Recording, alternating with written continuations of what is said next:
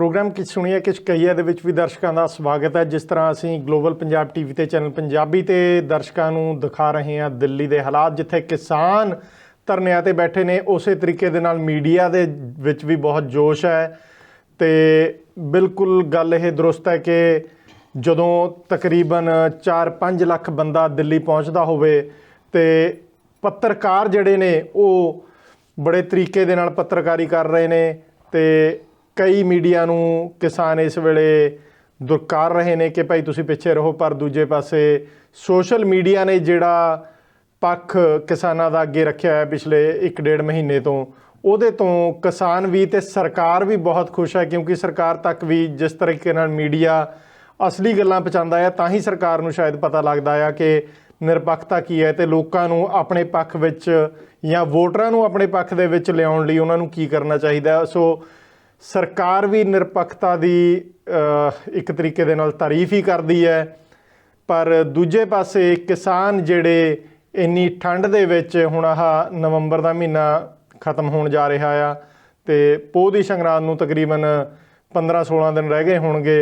ते इस महीने दे विच भी असीं जदों गल करदे आ कि ट्रालियां दे विच पैणा ते रातां नूं ठंडियां नूं ਜ਼ਮੀਨਾਂ ਦੇ ਉੱਤੇ ਲੇਟਣਾ सौना, और वो भी उस बॉर्डर ते जिन्हों असी भारत की राजधानी कह रहे हैं, विश्व पद्धर ते यह मसला उठ चुकिया आ।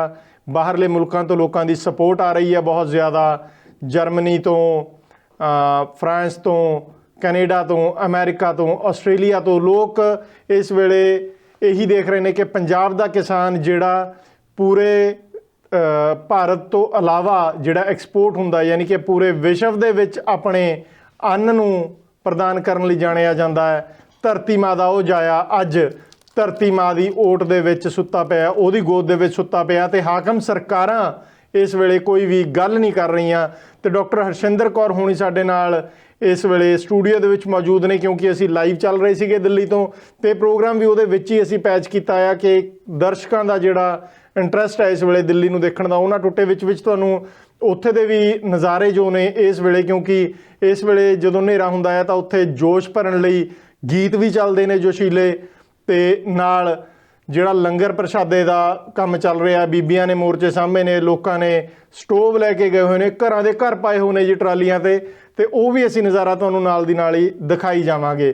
ਡਾਕਟਰ ਸਾਹਿਬ ਪਹਿਲਾਂ ਤਾਂ ਸਵਾਗਤ ਹੈ ਜੀ ਤੁਹਾਡਾ। ਜੀ ਸਤਿ ਸ਼੍ਰੀ ਅਕਾਲ।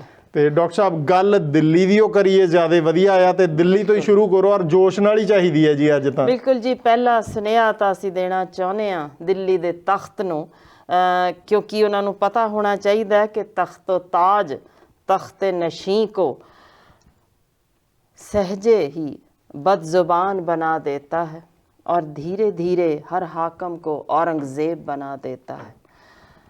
ये तो मेरा ख्याल है उन्होंने समझ आ जानी चाहिए कि वो आप की बन चुके ने, पर जेड़े साढ़े शेर उत्थे पहुँचे ने उन्होंने की सुनेहा मिलिया सी चमकौर दी गढ़ी तो।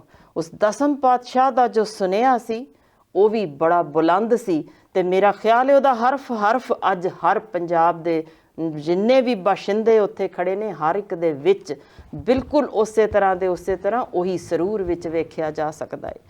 ਹਿੰਦ ਦਾ ਬਾਗੀ ਚੱਲਿਆ ਜਦ ਗੜੀ ਚੋਂ ਤਾੜੀ ਮਾਰ, ਹਿੰਦ ਦਾ ਬਾਗੀ ਚੱਲਿਆ ਜਦ ਗੜੀ ਚੋਂ ਤਾੜੀ ਮਾਰ, ਦਿੱਲੀਏ ਤੇਰੇ ਤਖਤ ਨੂੰ ਮੈਂ ਚੱਲਿਆ ਹਾਂ ਵੰਗਾਰ। ਲੋਕਾਂ ਦੇ ਹੱਕ ਦੱਬਣੇ ਨੇ ਤੂੰ ਜਿੰਨੀ ਵੀ ਦੇਰ, ਲੋਕ ਯੁੱਧ ਦੇ ਆਸ਼ਕਾਂ ਨੇ ਲੈਣਾ ਤੈਨੂੰ ਘੇਰ। ਤੇਰੇ ਤਵੀਆਂ ਆਰੇ ਹਾਰ ਗਏ ਚੌਂਕ ਚਾਂਦਨੀ ਹਾਰ, ਨਹੀਂ ਪੰਥ ਖਾਲਸਾ ਹਾਰਨਾ ਰਹੂ ਸਦਾ ਤੈਨੂੰ ਲਲਕਾਰ। ਪੈਰੀ ਪਾ ਦਈ ਬੇੜੀਆਂ ਜਾਂ ਜੇਲੀ ਦੇਵੀਂ ਝੋਕ, ਪਰ ਖੇਤਾਂ ਦੇ ਪੁੱਤ ਤੁਰਨਗੇ ਤੂੰ ਨਹੀਂ ਹੋ ਸਕਣਾ ਰੋਕ। क्या बात है। हर ਜਿਹੜਾ ਵੀ ਨੁਮਾਇੰਦਾ, ਹਰ ਜਿਹੜਾ ਵੀ ਬਾਸ਼ਿੰਦਾ ਤੁਰਿਆ ਉਹ ਸਿਰ ਤੇ ਕਫਨ ਬਨ ਕੇ ਤੁਰਿਆ। ਦਿੱਲੀ ਵਾਲੇ ਇਤਿਹਾਸ ਭੁੱਲ ਗਏ ਨੇ, ਇਤਿਹਾਸ ਯਾਦ ਕਰਵਾਉਣਾ ਪੈਣਾ ਕਿ ਇਸ ਦੇ ਵਿੱਚ 30,000 ਜੋ ਕੋਟ ਬਣੇ ਨੇ ਬਣੇ ਕਿਵੇਂ ਸੀ। ਉਹ 30,000 ਸਿੰਘ ਉਦੋਂ ਵੀ ਕਫਨ ਬਨ ਕੇ ਤੁਰੇ ਸੀ ਤੇ ਜਿਸ ਮੋਰੀ ਗੇਟ ਵਿੱਚੋਂ ਅੱਜ ਅੱਧੀ ਨਹੀਂ ਪੌਣੀ ਨਹੀਂ ਦਿੱਲੀ ਤੋਂ ਬਾਹਰ ਦੀ ਵੀ ਸਾਰੀ ਪੌਣਾ ਮੁਲਕ ਲੰਘਦਾ ਜੇ ਨਾ, ਉਸੇ ਰਾਹੀਂ ਅੰਦਰ ਵੜੇ ਸੀ।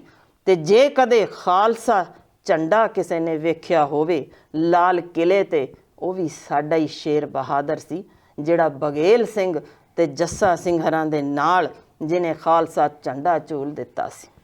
ਕਿਵੇਂ ਭੁੱਲ ਗਏ ਕਿ ਜਿਹੜੀਆਂ ਵੀ ਤੁਸੀਂ ਸਰਹੱਦਾਂ ਅੱਜ ਮਾਣ ਰਹੇ ਹੋ ਨਾ, ਉਹ ਸਰਹੱਦਾਂ ਤੇ ਆਜ਼ਾਦੀ ਤੇ ਜਿਹੜੇ ਖੜੇ ਹੋ, ਉਹ ਹੱਲੇ ਅਫਗਾਨਿਸਤਾਨ ਦੇ ਹੀ ਫੇਹ ਦੇਣੇ ਸੀ ਜੇ ਸਾਡਾ ਬੱਬਰ ਸ਼ੇਰ ਨਲੂਆ ਨਾ ਖੜਾ ਹੁੰਦਾ।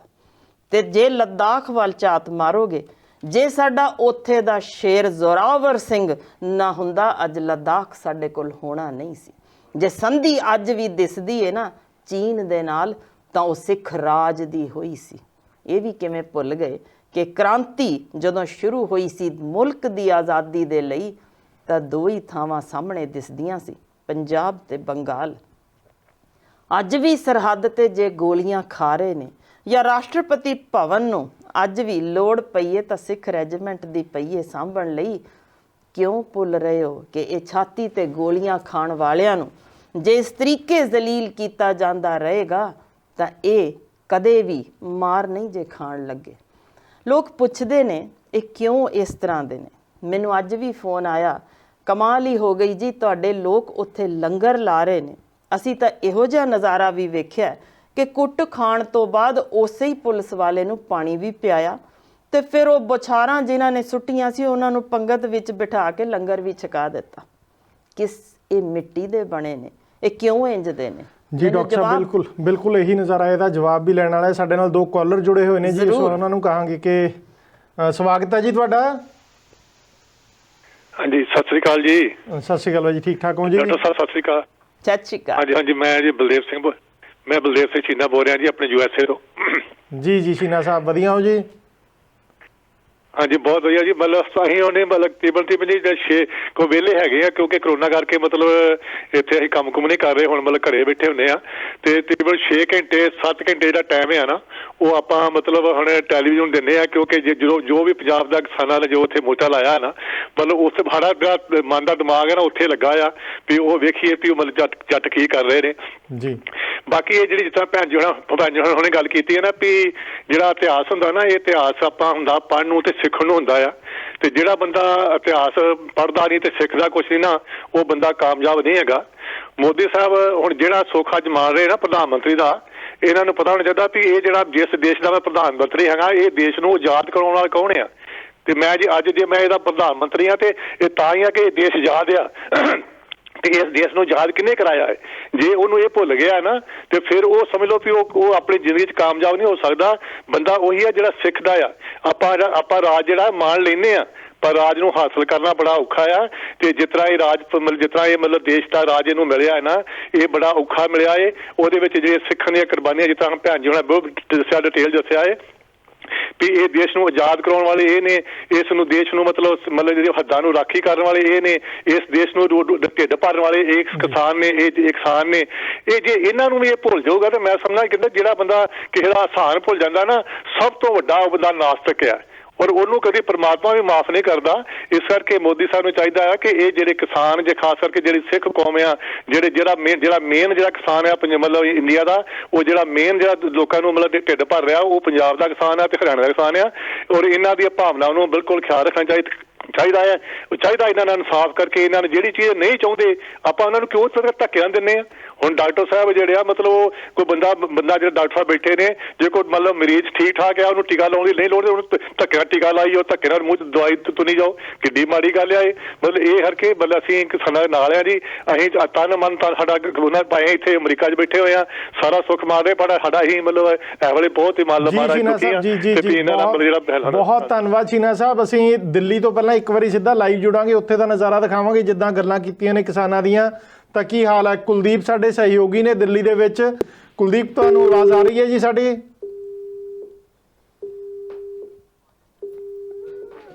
ਜੀ ਮੈਨੂੰ ਲੱਗਦਾ ਹੈ ਕਿ ਕਾਲ ਡਿਸਕਨੈਕਟ ਹੋ ਗਈ। ਅਸੀਂ ਦੁਬਾਰੇ ਉਹਨਾਂ ਨੂੰ ਜੋੜਦੇ ਹਾਂ। ਮੈਡਮ, ਸਾਡੀ ਆਪਣੀ ਟੀਮ ਦੇ 5-6 ਬੰਦਿਆਂ ਦੀ ਟੀਮ ਜਿਹੜੀ ਹੈ ਇਸ ਵੇਲੇ ਕੁੰਡਲੀ ਬਾਰਡਰ 'ਤੇ ਬੈਠੀ ਹੈ, ਅਤੇ ਦੂਜੇ ਪਾਸੇ ਹਰਿਆਣਾ ਦਾ ਜਿਹੜਾ ਦੂਜੇ ਪਾਸਿਓਂ ਬਾਰਡਰ ਲੱਗਦਾ, ਜਦੋਂ ਹਿਸਾਰ ਵੱਲੋਂ ਆਉਂਦੇ ਉੱਥੇ ਬਾਰਡਰ 'ਤੇ ਅਸੀਂ ਬੈਠੇ ਹਾਂ। ਸੋ ਪਲ ਪਲ ਦੀ ਜਾਣਕਾਰੀ ਅਸੀਂ ਦੇਣ ਦੀ ਕੋਸ਼ਿਸ਼ ਕਰਦੇ ਹਾਂ, ਲੋਕਾਂ ਤੱਕ ਪਹੁੰਚਾਉਣ ਦੀ ਕੋਸ਼ਿਸ਼ ਕਰਦੇ ਹਾਂ। ਜਿਸ ਤਰੀਕੇ ਨਾਲ USA ਤੋਂ ਇਹਨਾਂ ਦਾ ਚੀਨਾ ਸਾਹਿਬ ਦਾ ਕਾਲ ਆਇਆ ਹੈ, ਤੇ ਮੌਸਮ ਉੱਥੇ ਵੀ ਤਬਦੀਲ ਹੋ ਚੁੱਕਿਆ ਤੇ ਉੱਥੇ ਜਿਹੜੀ ਬਰਫ਼ ਪੈ ਗਈ ਇੱਥੇ ਵੀ ਸ਼ਿਮਲੇ ਬਰਫ਼ ਪੈ ਗਈ ਜੀ, ਮਨਾਲੀ ਵਾਲੇ ਪਾਸੇ ਵੀ ਬਰਫ਼ ਪੈ ਗਈ ਆ ਜੀ, ਬਿਲਕੁਲ। ਤੇ ਇਹਨਾਂ ਨੂੰ ਮਹਿਸੂਸ ਹੋ ਸਕਦੀ ਆ ਉਹ ਠੰਡ। ਤੇ ਜੀ ਕੁਲਦੀਪ ਜੀ, ਤੁਹਾਨੂੰ ਆਵਾਜ਼ ਆ ਰਹੀ ਹੈ ਸਾਡੀ? ਤਾਂ ਪਲੀਜ਼ ਤੁਸੀਂ ਜੁੜ ਜਾਓ ਸਾਡੇ ਨਾਲ ਟੀਵੀ ਦੇ ਉੱਤੇ। ਕੁਲਦੀਪ ਸਾਡੇ ਨਾਲ ਕੁੰਡਲੀ ਬਾਰਡਰ ਤੋਂ ਜੁੜੇ ਹੋਏ ਨੇ ਜੀ। ਕੁੰਡਲੀ ਬਾਰਡਰ ਪੰਜਾਬੀਆਂ ਨੂੰ ਬਿਲਕੁਲ ਬਿਲਕੁਲ ਆਵਾਜ਼ ਆ ਰਹੀ ਹੈ ਜੀ। ਕਰਕੇ ਇੱਕ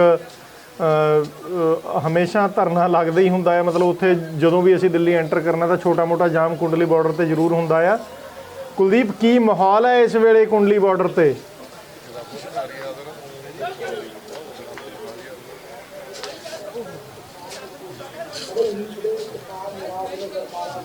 ਜੀ ਬਿਲकुल, इस समय ਅਸੀਂ ਕੁੰਡਲੀ ਦੇ ਬਾਰਡਰ ਤੇ ਗਰਾਊਂਡ ਜ਼ੀਰੋ ਤੇ ਮੌਜੂਦ ਆ। ਸਾਡੇ ਨਾਲ ਕਿਸਾਨ ਨੇ ਇੱਥੇ, ਬੜੇ ਹੀ ਜਿਹੜੇ ਕਿਸਾਨ ਨਿਰਾਸ਼ ਨੇ ਸਰਕਾਰਾਂ ਤੋਂ, ਸਰਕਾਰਾਂ ਦੇ ਲਾਰਿਆਂ ਤੋਂ ਅੱਕ ਚੁੱਕੇ ਨੇ। ਅੱਜ ਦਿੱਲੀ ਦੇ ਧਰਤੀ ਤੇ ਇੱਥੇ ਕਿਸਾਨ ਪਹੁੰਚੇ ਨੇ। ਸਾਡੀ ਪੁਲਿਸ ਅਧਿਕਾਰੀ ਨਾਲ ਵੀ ਇੱਕ ਨਾਲ ਗੱਲਬਾਤ ਹੋਈ ਆ। ਜਿਹੜੇ ਦਿੱਲੀ ਦੇ 5 ਬਾਰਡਰਾਂ ਤੇ ਕਿਸਾਨਾਂ ਦੇ ਪੱਕੇ ਮੋਰਚੇ ਨੇ, 2 ਬਾਰਡਰ ਹਜੇ ਖਾਲੀ ਨੇ। 2 ਬਾਰਡਰਾਂ ਤੇ ਜਿਹੜੇ ਉਹ ਰਾਜਸਥਾਨ ਦੀ ਸਾਈਡ ਤੇ ਲੱਗਦੇ ਨੇ, ਉਹਨਾਂ ਤੇ ਰਾਜਸਥਾਨ ਦੇ ਕਿਸਾਨ ਧਾਵਾ ਬੋਲ ਸਕਦੇ ਨੇ। ਪੂਰੇ ਜਿਹੜੇ ਹਾਲਾਤ ਸ਼ਾਂਤਮਈ ਨੇ। ਇਸ ਸਮੇਂ ਫੋਰਸ ਦਾ ਉਧਰਲੇ ਪਾਸੇ ਪਹਿਰਾ, ਅਸੀਂ ਕਿਸਾਨਾਂ ਵਾਲੇ ਪਾਸੇ ਆ। ਅਸੀਂ ਤੁਹਾਨੂੰ ਪਹਿਲਾਂ ਉਧਰਲੀਆਂ ਤਸਵੀਰਾਂ ਵੀ ਦਿਖਾਈਆਂ, ਹੁਣ ਕਿਸਾਨਾਂ ਦੇ ਅਸੀਂ ਪੱਖ ਦਿਖਾ ਰਹੇ ਹਾਂ। ਸ਼ਾਂਤਮਈ ਮਾਹੌਲ ਆ, ਸ਼ਾਂਤਮਈ ਤਰੀਕੇ ਦੇ ਨਾਲ ਕਿਸਾਨ ਪ੍ਰੋਟੈਸਟ ਕਰ ਰਹੇ ਨੇ। ਸਾਡੇ ਨਾਲ ਕਿਸਾਨ ਨੇ, ਗੱਲਬਾਤ ਕਰਦੇ ਆ। ਕਿੱਥੋਂ ਆਏ ਨੇ, ਕੀ ਕਹਿਣਾ ਚਾਹੁੰਦੇ ਨੇ? ਕਿੱਥੋਂ ਆਏ ਜੀ? ਫਤਿਹਗੜ੍ਹ ਸਾਹਿਬ ਤੋਂ ਆਏ ਜੀ। ਕੀ ਕਹਿਣਾ ਚਾਹੁੰਦੇ ਹੋ? ਕਹਿਣਾ ਤਾਂ ਅਸੀਂ ਇਹ ਚਾਹੁੰਦੇ ਹਾਂ ਵੀ ਸਾਡੇ ਨਾਲ ਜਿਹੜਾ 2 ਨੰਬਰ ਦੇ ਸ਼ਹਿਰੀਆਂ ਵਾਲਾ ਵਰਤਾਓ ਹੋ ਰਿਹਾ ਹੈ ਜੀ। ਭਾਰਤ ਦਾ ਸੰਵਿਧਾਨ ਇਜਾਜ਼ਤ ਦਿੰਦਾ ਵੀ ਆਪਣੀ ਗੱਲ ਕੋਈ ਵੀ ਸ਼ਾਂਤਮਈ ਤਰੀਕੇ ਨਾਲ ਰੱਖ ਸਕਦਾ ਹੈ। ਅਸੀਂ 2 ਮਹੀਨੇ ਲਗਾਤਾਰ ਟ੍ਰੇਨਾਂ ਦੇ ਉੱਤੇ ਸਟੇਸ਼ਨਾਂ ਤੇ ਬੈਠੇ ਰਹੇ। ਜਿਹੜਾ ਇਹ ਕਾਲਾ ਕਾਨੂੰਨ ਮੋਦੀ ਨੇ ਕਿਸਾਨਾਂ ਦੇ ਡੈਥ ਵਾਰੰਟ ਲਿਆਂਦੇ ਨੇ, ਉਹਨਾਂ ਨੂੰ ਕੈਂਸਲ ਕਰਵਾਉਣ ਵਾਸਤੇ ਅਸੀਂ ਸ਼ਾਂਤਮਈ ਅੰਦੋਲਨ ਕੀਤਾ ਤੇ ਸਾਡੀਆਂ ਜਥੇਬੰਦੀਆਂ ਦਾ ਇਹ ਤਹੀਆ ਸੀ ਵੀ ਦਿੱਲੀ ਦੇ ਵਿੱਚ ਜਾ ਕੇ ਆਪਣੀ ਗੱਲ ਕਰੀਏ, ਗੱਲ ਸੁਣਾਈਏ। ਲੇਕਿਨ ਜਿਸ ਤਰ੍ਹਾਂ ਇਹਨਾਂ ਨੇ ਤਾਨਾਸ਼ਾਹੀ ਰਵੱਈਆ ਅਖਤਿਆਰ ਕਰਕੇ ਬੈਰੀਕੇਡ ਲਾ ਕੇ ਸਾਨੂੰ ਰਸਤੇ ਦੇ ਵਿੱਚ ਸਾਨੂੰ ਰੋਕਣ ਦੀ ਕੋਸ਼ਿਸ਼ ਕੀਤੀ ਆ, ਸਾਡੇ ਤੇ ਤਸ਼ੱਦਦ ਕੀਤਾ, ਸਾਡੇ ਤੇ ਵਾਟਰ ਕੈਨਲ ਛੱਡੀਆਂ ਨੇ, ਬੈਰੀਕੇਡ ਲਗਾਏ ਨੇ। ਅਸੀਂ ਬਹੁਤ ਸ਼ਾਂਤਮਈ ਤਰੀਕੇ ਦੇ ਨਾਲ ਆਪਣੇ ਯੂਥ ਨੂੰ, ਬਹੁਤ ਯੂਥ ਦਾ ਜਿਹੜਾ ਜਜ਼ਬਾ ਕਾਬੂ 'ਚ ਰੱਖ ਕੇ ਅਸੀਂ ਦਿੱਲੀ 'ਚ ਪਹੁੰਚੇ ਹਾਂ। ਲੇਕਿਨ ਦਿੱਲੀ ਦੇ ਵਿੱਚ ਵੀ ਫਿਰ ਸਾਨੂੰ ਇੱਥੇ ਆ ਕੇ ਬਹੁਤ ਵੱਡੀਆਂ ਮੁਸੀਬਤਾਂ ਦਾ ਸਾਹਮਣਾ ਕਰਨਾ ਪਿਆ। ਅਸੀਂ ਜਿਹੜੀ ਆਪਣੀ ਗੱਲ ਬੋਲੀ, ਜਿਹੜੀ ਗੂੰਗੀ ਬੋਲੀ ਸਰਕਾਰ ਹੈ, ਉਹਦੇ ਕੰਨਾਂ ਤੱਕ ਪਹੁੰਚਾਉਣ ਆਏ ਹਾਂ, ਲੇਕਿਨ ਸਾਡੀ ਗੱਲ ਸੁਣਨ ਨੂੰ ਤਿਆਰ ਨਹੀਂ। ਤੇ ਸਾਡੇ ਜਿਹੜੇ ਡੈਥ ਵਾਰੰਟ ਇਹਨਾਂ ਨੇ ਕੱਢੇ ਨੇ, ਇਹਦੇ ਨਾਲ ਸਾਡੀਆਂ ਜਿਹੜੀਆਂ ਆਉਣ ਵਾਲੀਆਂ ਪੀੜ੍ਹੀਆਂ ਨੇ ਉਹਨਾਂ ਦਾ ਬਹੁਤ ਨੁਕਸਾਨ ਹੋਊਗਾ। ਜਿਹੜਾ ਪੰਜਾਬ ਦਾ ਕਿਸਾਨ ਹੈ, ਖਰਚਾ ਸਾਡਾ ਜ਼ਿਆਦਾ ਹੈ, ਕਮਾਈ ਸਾਡੀ ਘੱਟ ਹੈ। ਪਹਿਲੇ ਹੀ ਕਿਸਾਨ ਜਿਹੜਾ ਖੁਦਕਸ਼ੀਆਂ ਦੇ ਰਾਹ 'ਤੇ ਤੁਰਿਆ ਹੋਇਆ ਹੈ। ਜਿਹੜਾ ਇਹ ਸਰਕਾਰ ਨੇ ਪੂੰਜੀਪਤੀਆਂ ਨੂੰ ਜਿਹੜਾ ਉੱਪਰ ਚੱਕਣ ਦਾ ਤਹਈਆ ਕੀਤਾ ਹੈ, ਉਹਦੇ ਨਾਲ ਕਿਸਾਨ ਹੈ ਜਿਹੜਾ ਬਿਲਕੁਲ ਮਰ ਜਾਊਗਾ। ਸੋ ਅਸੀਂ ਸਰਕਾਰ ਨੂੰ ਇਹ ਬੇਨਤੀ ਕਰਦੇ ਹਾਂ, ਪਹਿਲਾਂ ਵੀ ਕਰਦੇ ਰਹੇ ਹਾਂ, ਵੀ ਇਹ ਜਿਹੜੇ ਕਾਨੂੰਨ ਨੇ ਇਹਨਾਂ ਨੂੰ ਰੱਦ ਕਰੋ। ਸਗੋਂ ਸਾਨੂੰ ਜਿਹੜਾ ਸਵਾਮੀਨਾਥਨ ਜਿਹੜਾ ਕਮਿਸ਼ਨ ਸੀ, ਉਹਦੇ ਤਹਿਤ ਸਾਨੂੰ ਫਸਲਾਂ ਦੇ ਭਾਅ ਦਿੱਤੇ ਜਾਣ। ਕਿਸਾਨ ਜਿਹੜੇ ਮਰਦਾ ਕਿਸਾਨ ਹੈ ਜਿਹੜਾ ਖੁਦਕਸ਼ੀਆਂ ਕਰ ਰਿਹਾ ਹੈ, ਉਹਦੀ ਥੋੜੀ ਜਿਹੀ ਉਹਨੂੰ ਰਾਹਤ ਮਿਲ ਸਕੇ। ਬਜ਼ੁਰਗੋ, ਕਿੰਨੇ ਸਾਲ ਦੀ ਉਮਰ ਹੋ ਚੁੱਕੀ ਹੈ ਤੁਹਾਡੀ? 50 ਸਾਲ ਦੀ ਜੀ। 50 ਸਾਲ। ਇਤਿਹਾਸ ਜ਼ਿਕਰ ਕਰਦਾ ਆ ਕਿ ਬਘੇਲ ਸਿੰਘ ਹੋਣਾ ਨੇ ਜਦੋਂ ਦਿੱਲੀ ਜਿੱਤੀ ਆ, ਉਹਦੇ ਬਾਰੇ ਵੀ ਡਾਕਟਰ ਹਰਸ਼ਿੰਦਰ ਕੌਰ ਹੋਣੀ ਪ੍ਰੋਗਰਾਮ 'ਚ ਗੱਲ ਕਰਨਗੇ। ਜੀ ਜੀ। ਜਦੋਂ ਦਿੱਲੀ ਜਿੱਤੀ ਆ ਤਾਂ ਕਹਿੰਦੇ ਦਿੱਲੀ ਤੇ ਬਿੱਲੀ ਦਾ ਤਕਨੀਕੀ ਖਰਾਬੀ ਆ ਰਹੀ ਹੈ, ਆਵਾਜ਼ ਪ੍ਰੋਪਰ ਸਾਫ਼ ਨਹੀਂ ਸੁਣ ਰਹੀ ਜੀ। ਲੱਗਦਾ ਹੋਊਗਾ ਦਿੱਲੀ ਅੱਧੀ ਕੁ ਤਾਂ ਸ਼ਾਇਦ ਫਤਿਹ ਹੋ ਗਈ ਹੈ ਇੰਨਾ ਇਕੱਠ ਦਿਖਾ ਕੇ।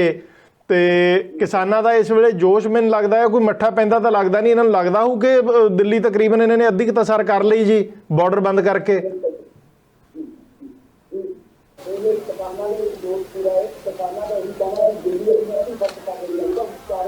ਬਿਲਕੁਲ ਬਿਲकुल ਜੀ ਜੀ ਜੀ।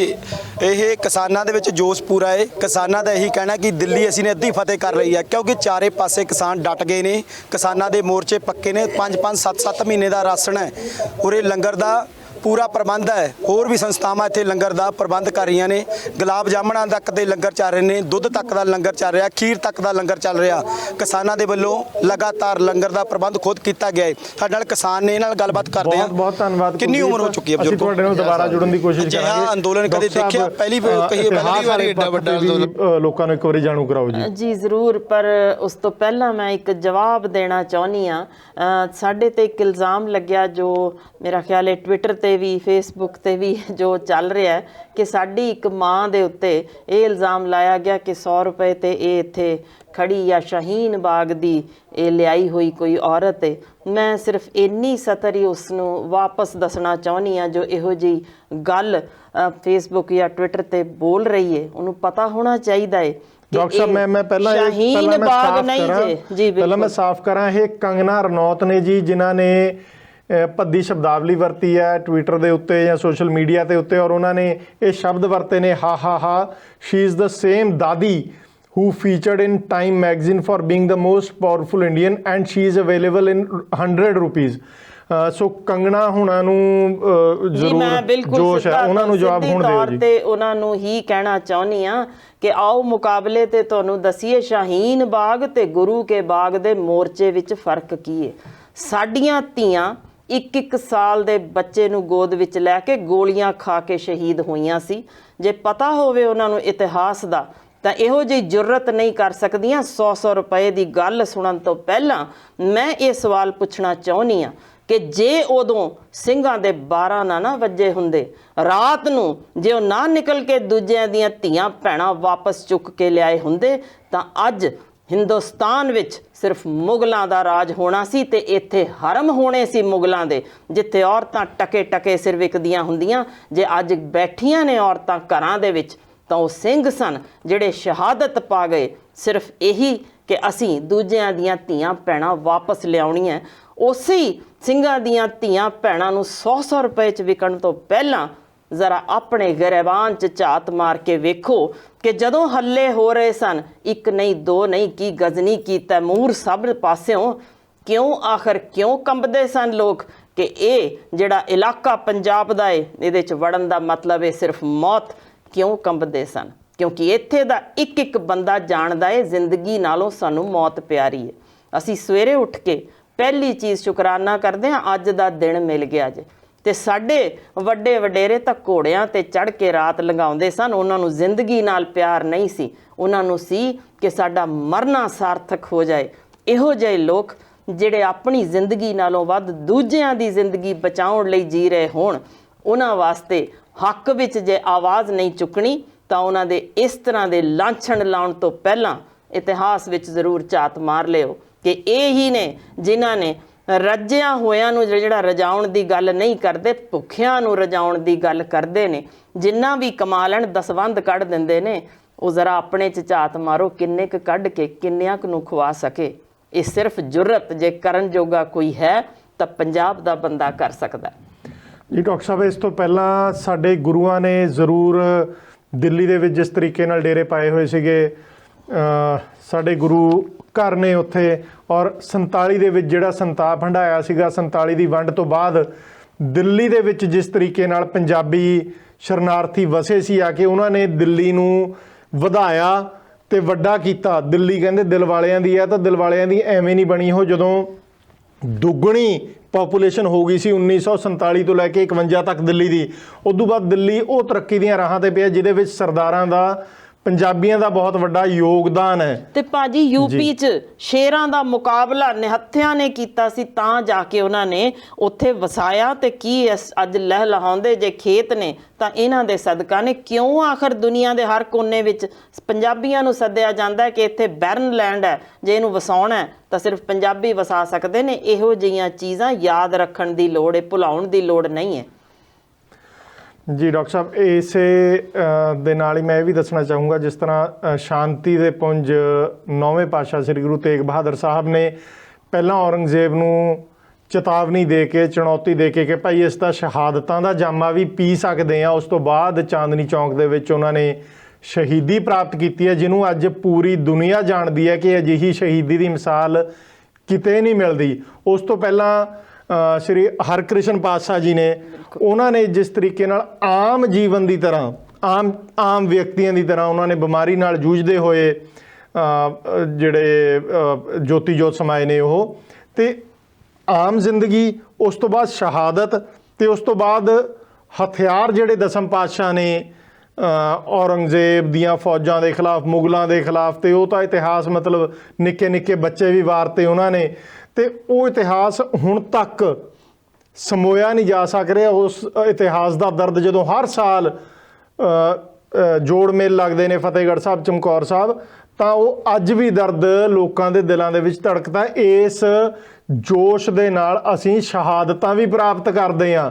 ਜਿਹੜਾ ਇਹ ਜੋਸ਼ ਹੈ ਇਸ ਵੇਲੇ ਸਿੰਧੂ ਬਾਰਡਰ ਤੇ ਜਾਂ ਦਿੱਲੀ ਦੇ ਵਿੱਚ, ਇਸ ਵੇਲੇ ਜਿੰਨੇ ਕਿਸਾਨ ਬੈਠੇ ਨੇ, ਜਿੰਨਾ ਭਾਈਚਾਰਾ ਬੈਠਾ ਆ, ਉਹਨਾਂ ਦੇ ਵਿੱਚ ਇਸ ਵੇਲੇ ਇੱਕ ਜੋਸ਼ ਆ ਜਿਹੜਾ ਸਾਡੇ ਗੁਰੂਆਂ ਦਾ ਵਰਦਾਨ ਹੈ ਸਾਨੂੰ। ਬਿਲਕੁਲ ਜੀ, ਬਿਲਕੁਲ। ਸਾਡੇ ਸਰਹੱਦਾਂ ਉੱਤੇ ਵੀ ਅਸੀਂ ਦੇਖ ਚੁੱਕੇ ਹਾਂ ਕਿ ਕਿਸ ਤਰੀਕੇ ਅੱਜ ਦੇ ਦਿਨ ਵੀ ਜੋ ਅਸੀਂ ਵੇਖਿਆ ਕਿ ਇੱਕ ਬੋਲੇ ਸੋ ਨਿਹਾਲ ਦਾ ਜੈਕਾਰਾ ਕਿਸ ਤਰੀਕੇ ਪੰਜ ਨੂੰ ਇਕੱਠਾ ਫੜ ਕੇ ਉਹਨਾਂ ਨੂੰ ਅੱਜ ਵੀ ਫਨਾਹ ਕਰ ਸਕਦਾ ਹੈ, ਕਿਸ ਤਰੀਕੇ ਚੀਨੀਆਂ ਦੇ ਵਿੱਚ ਭਾਜੜ ਪਵਾ ਸਕਦਾ ਹੈ। ਇਹ ਕਿਵੇਂ ਭੁੱਲ ਜਾਂਦੇ ਹਾਂ ਅਸੀਂ ਕਿ ਇਹ ਸਾਰਾ ਕੁਝ ਸਿਰਫ ਆਪਣੇ ਲਈ ਨਹੀਂ ਕੀਤਾ ਜਾ ਰਿਹਾ, ਆਪਣੇ ਨਾਲਦਿਆਂ ਲਈ ਕੀਤਾ ਜਾਂਦਾ, ਜਿਨ੍ਹਾਂ 'ਚ ਸਾਨੂੰ ਰੱਬ ਦਿਸਦਾ। ਕਿਉਂਕਿ ਸਾਡੇ ਗੁਰੂ ਨੇ ਕਿਹਾ ਕਿ ਸਾਰੇ ਇੱਕੋ ਹੀ ਤਰ੍ਹਾਂ ਦੇ ਨੇ, ਇੱਕੋ ਹੀ ਰੱਬ ਦੇ ਬੱਚੇ ਨੇ, ਇਹਨਾਂ 'ਚ ਵਿਤਕਰਾ ਕਰਨਾ ਨਹੀਂ। ਤਾਂ ਫਿਰ ਆਖਰ ਕਿਉਂ ਉਹੀ ਗੁਰੂ ਜਿਹਦਾ ਹੁਣ 551ਵਾਂ ਅਸੀਂ ਜਨਮ ਦਿਨ ਮਨਾਉਣ ਲਈ ਪੂਰਾ ਮੁਲਕ ਇਕੱਠਾ ਹੋਇਆ ਪਿਆ ਹੋਵੇ, ਜਿਸ ਨੇ ਗੱਲ ਕੀਤੀ ਸੀ ਸਿਰਫ ਨੀਵਿਆਂ ਤੋਂ ਅੱਤ ਨੀਵੇਂ ਦੀ, ਕਿਸੇ ਦੇ ਹੱਕ ਨਾ ਖੋਏ ਜਾਣ, ਸਭਨਾਂ ਨੂੰ ਹਰ ਚੀਜ਼ ਆਪਣੇ ਹਿਸਾਬ ਨਾਲ ਕਰਨ ਦੀ ਇਜਾਜ਼ਤ ਹੋਵੇ, ਉਸ ਵਾਸਤੇ ਉਹ ਆਪਣਾ ਸਭ ਕੁਝ ਕੁਰਬਾਨ ਕਰਨ ਨੂੰ ਤਿਆਰ ਸਨ। ਅਸੀਂ ਕਿਉਂ ਅੱਜ ਹੱਕ ਖੋ ਰਹੇ ਹਾਂ? ਕਿੱਥੇ ਗਈ ਉਹ ਜਮਹੂਰੀਅਤ? ਕਿਉਂ ਸਾਨੂੰ ਬੋਲਣ ਤੱਕ ਉੱਤੇ ਪਾਬੰਦੀ ਲਾਈ ਜਾਂਦੀ ਹੈ? ਕਿਉਂ ਸਾਡੇ ਚਮੜੀ ਤੱਕ ਉਧੇੜ ਲਈ ਜਾ ਰਹੀ ਹੈ? ਕਿਉਂ ਸਾਡਾ ਲਹੂ ਪੀਣੇ ਸਿਆਸਤਦਾਨ ਸਾਨੂੰ ਇਸ ਵੇਲੇ ਸਾਹ ਨਹੀਂ ਲੈਣ ਦੇ ਰਹੇ? ਪੰਜਾਬ ਦੇ ਅੰਦਰ ਹੀ ਝਾਤ ਮਾਰ ਲਈਏ ਤਾਂ ਹਕੀਕਤ ਬਹੁਤ ਕੋਝੀ ਹੈ। ਜੇ ਇੱਕ ਪਾਸੇ ਇੱਕ ਕਿਸਾਨ ਵੀਰ ਸਾਡਾ 50,000 ਜਾਂ 1 ਲੱਖ ਦੇ ਕਰਜ਼ੇ ਲਈ ਗਲੇ ਵਿੱਚ ਰੱਸਾ ਪਾ ਲੈਂਦਾ ਹੈ, ਤੇ ਦੂਜੇ ਪਾਸੇ ਸਾਡੇ ਸਿਆਸਤਦਾਨ 5 ਪੈਨਸ਼ਨਾਂ ਲੈਣ ਤੋਂ ਬਾਅਦ ਡਕਾਰ ਤੱਕ ਨਹੀਂ ਲੈਂਦੇ।